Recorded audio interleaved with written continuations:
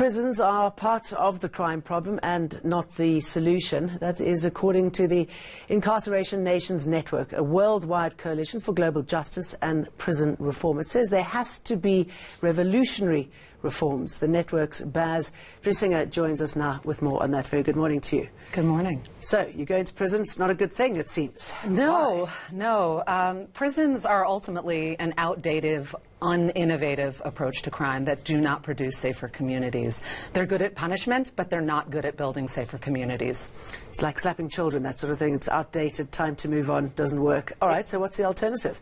Well, I mean, first of all, it's important to understand what's so wrong with them. Yeah. I mean, one thing about prisons, for one, we know that recidivism rates all over the world hover in the 60 to 70% range, including here in South Africa.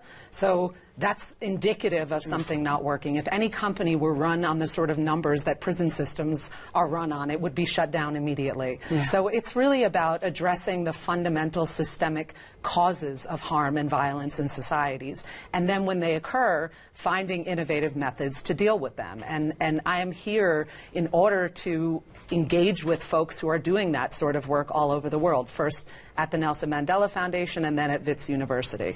Okay, but talk us through what we are seeing on a day-to-day basis in prisons that are not working. So what you're seeing in prisons, again, generally speaking, is people who have caused harm being further harmed, not being given access to any kind of opportunities that will remove them from the scenarios that cause them to produce harm, and then being put back into society further harmed and therefore, and with less access to opportunity, and therefore likely to cause harm. It's sort of a no-brainer that this recipe is not going to produce safe communities. And I gather from your research as well that those in prison are not the most harmful ones, or possibly the ones that shouldn't be there.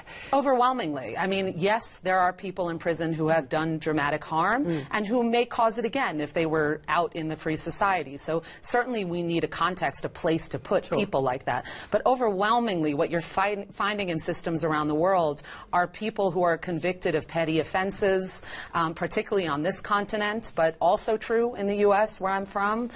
People who are awaiting trial, pre-trial detention rates. I know in South Africa they are quite high. They are high all over the world, in some countries upwards of 70–80%, especially in Africa and Southeast Asia.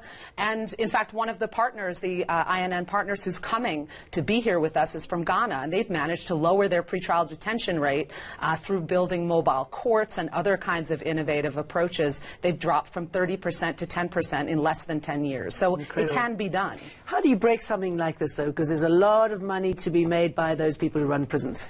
Yes, well, there's also money to be made by being innovative and thinking about how do we build these organizations and support these organizations that are giving us the safe communities that we want while reducing prison populations. And fundamentally, every society relies on safety in order to have good business, right? This is a universal truth. And so in order to build strong economies that will benefit us all, we need safety. And prisons are not the route to that safety. All right, so what works in prisons that we can keep, and what should be working alongside prisons? So I think when we have something like a prison or a facility that is engaged in the act of correcting, it should be correcting, which means it should be offering opportunities to people, job training, education. I founded a program called the Prison to College Pipeline. It's a university program inside prisons that actually launched here in South Africa as well, in Cape Town. I partnered with Stellenbosch University in building that. So educational opportunities, access to the outside world, access to the opportunities that,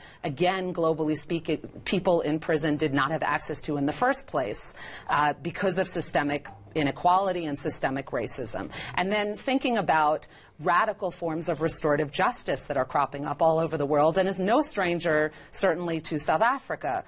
One organization that was present at my launch in New York, Common Justice, they're working in Brooklyn on serious crimes and engaging with people who've committed these harms and finding, as many of the studies, or actually all the studies find, that those who've been harmed are more fulfilled by a justice system that's grounded in restorative justice and not punishment. Fascinating. Let's talk again when things are moving and changing. Baz, good to come in. Thank you for having me.